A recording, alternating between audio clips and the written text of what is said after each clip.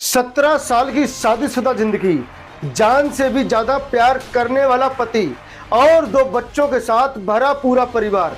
हरियाणा के रोहतक की रहने वाली मनीषा की जिंदगी में सब कुछ था।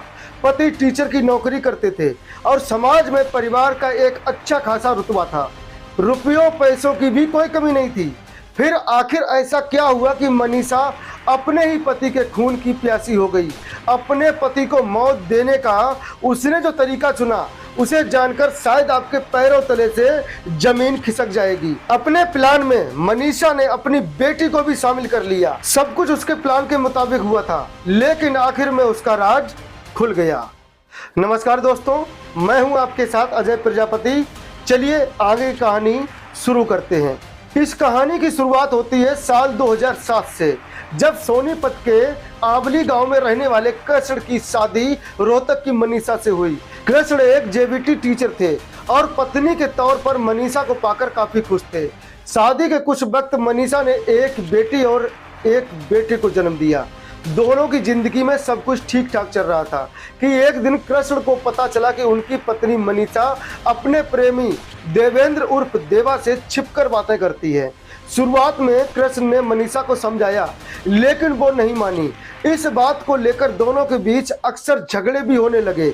आस पड़ोस में बातें ना बने, इसलिए कृष्ण अपने परिवार के साथ करनाल में आकर रहने लगे। हालांकि यहाँ आकर भी मनीषा ने अपने प्रेमी से बातें करना बंद नहीं किया। कुछ वक्त के बाद कृष्ण ने सोनीपत के इंडियन कॉलोनी में अपना नया मकान बनाया और परिवार के साथ शिफ्ट हो गए। मनीषा अब भी अपने प्रेमी से बातें करती थी। अक्सर कृष्ण जब स्कूल जाते तो मनीषा अपने प्रेमी देवा को घर पर ही बुला लेती थी। कभी कभी वो खुद भी उसके घर चली जाती थी। इस बारे में कृष्ण ने जब मनीषा के परिवार को बताया तो उन लोगों ने उसे रोकने या समझाने की बजाय अपनी बेटी का ही साथ दिया। हार कर कृष्ण ने पंचायत बुलाई, लेकिन उसमें भी कोई हल नहीं निकला। मनीषा के परिजनों ने धमकी दी कि अगर उनकी बेटी के साथ रोक टोक की तो अंजाम अच्छा नहीं होगा। परिवार का साथ पाकर मनीषा का डर खुल गया। अब वो कृष्ण के सामने ही अपने प्रेमी देवा से वीडियो कॉल पर बातें करने लगी थी। यही नहीं, उसने अपनी नाबालिग बेटी के साथ भी देवा की बातें करानी शुरू कर दी थी। कृष्ण ने ये सब कुछ देखने के बावजूद मजबूर थे। जब कभी वो कुछ कहते तो मनीषा का प्रेमी उन्हें जान से मारने की धमकी देता। परेशान होकर 22 अप्रैल को कृष्ण ने पुलिस में शिकायत दर्ज कराई और उसी दिन मनीषा अपने प्रेमी के साथ चली गई।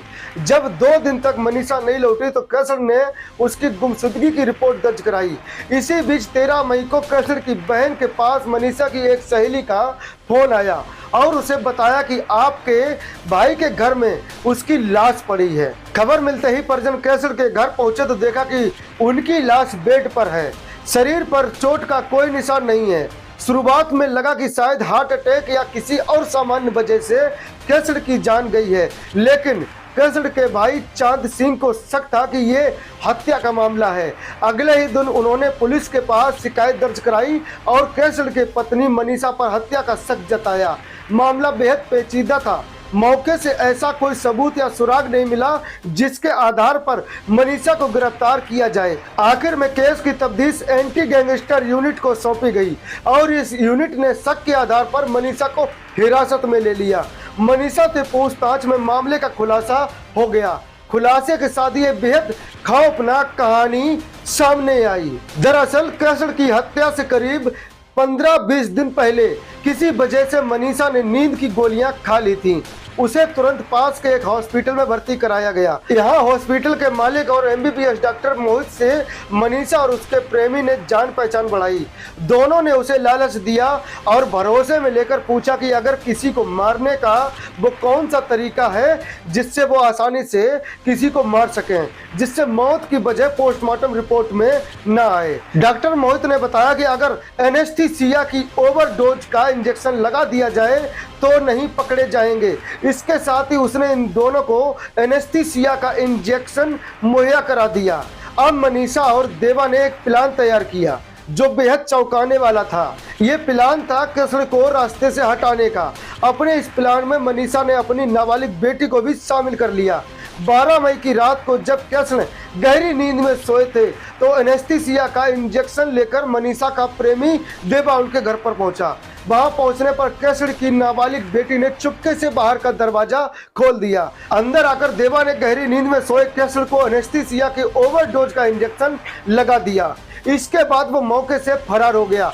हालांकि पूछताछ में मनीषा और उसके प्रेमी देवा ने अपना जुर्म कबूलते हुए पूरी कहानी बयां कर दी। पुलिस ने इस मामले में मनीषा, उसके प्रेमी देवा और एमबीबीएस डॉक्टर को रिमांड पर ले लिया है। वहीं मनीषा की नाबालिग बेटी को नारी निकेतन भेज दिया गया है। दोस्तों, इस घटना को सुनाने का उद्देश्य किसी का दिल दुखाना नहीं है, किसी को परेशान करना नहीं है, बल्कि आपको जागरूक करना है, आपको सचेत करना है। दोस्तों, इस पूरी घटना के बारे में आपकी क्या राय है कमेंट बॉक्स में जरूर बताएं। और अगर हमारी मेहनत आपको पसंद आई हो तो इस वीडियो को लाइक करते हुए शेयर भी करें। अगर आपने अब तक चैनल को सब्सक्राइब नहीं किया है तो हमारे चैनल को सब्सक्राइब कर लीजिए। चलिए मिलते हैं किसी दूसरे वीडियो में, तब तक इजाजत दीजिए। नमस्कार, जय हिंद, जय भारत।